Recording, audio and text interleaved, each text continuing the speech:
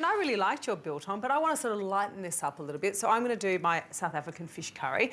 What I'll get you started on is I'll get you to finely chop the garlic, the ginger, or the onion, I should say, ginger and garlic. I was going to say, that's a big... They must have big garlic in South Africa. There we go. They grow them big over there. No, I like that. Now, what I'm going to get on is I'm actually going to start with the bulgur. Nice. It's just a fabulous alternative to rice or couscous or quinoa. It's wheat. Yeah, exactly the same absorption process. Really easy to cook. So pop that into my pan.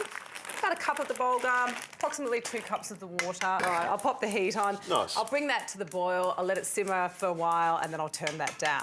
Now, I'll add some cumin seeds. And I've also got my mustard seeds and I need to toast these off. So pop your pan on immediate heat and already I can smell the oils being released. It's got really that lovely sort of toastiness to it. And you'll see and hear it start popping away. So that's just the mustard seeds popping. What we want to do, just stand back a little bit. Not get too close to them when they're popping, or get someone else to stir it for you. All right, and then I'm just going to toast off my masala just a little bit. And then, Adrian, I'll just get you to pop that straight in there for me. Nice and hot, be nice and fast with it. I've got some tomato paste. Now, I always like to use a salt-reduced tomato paste. I am also going to use tomatoes. You want it really tomato-y, is that what you're trying to say? There we go. I know you're not trying to take the mickey out of me. I would never do that to you, Zoe, never at all, in a million years. I'm going to add a little bit of water to this as well.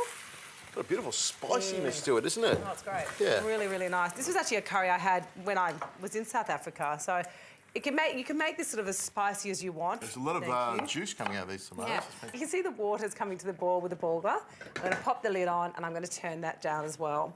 Now, the other thing I'm going to add is some tamarind puree. Now, if you don't have the tamarind, you could add something like lemon juice or lime juice because the tamarind has that beautiful sour tanginess to it. You could even use some pomegranate molasses, which has a similar sort of flavour. That would be. I never thought to use that actually. That'd be a wonderful alternative. There we go. A little bit, sometimes a little bit hard to find, but again, I've used it in dressings. I've used it in other different marinades overall. So.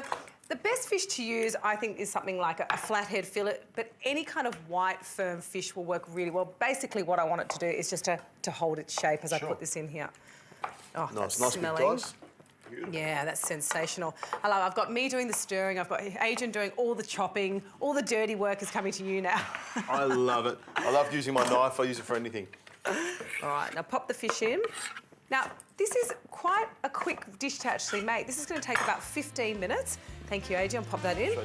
I'm going to take that up to the boil and take it down to the simmer. My bulgur will be ready, and then we can try this.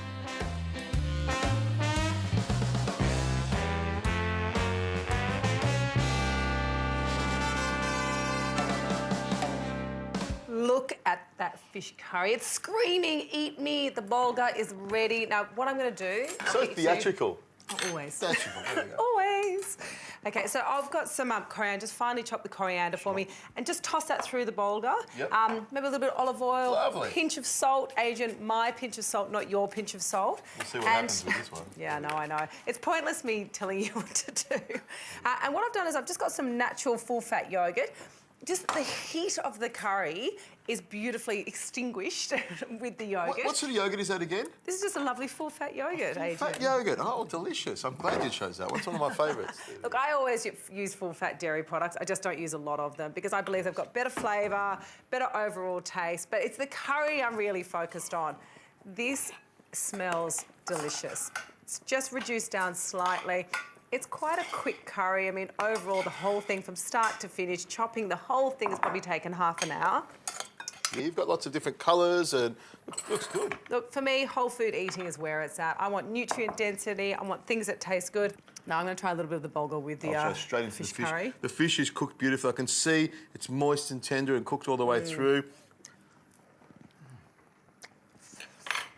Oh. Really hot, but flavoursome. It is really good. You've got a beautiful flavour of the fish is still there, but you've got the flavour of the curry all around. It's beautiful. Don't you love the tamarind, just the subtleness of the tamarind?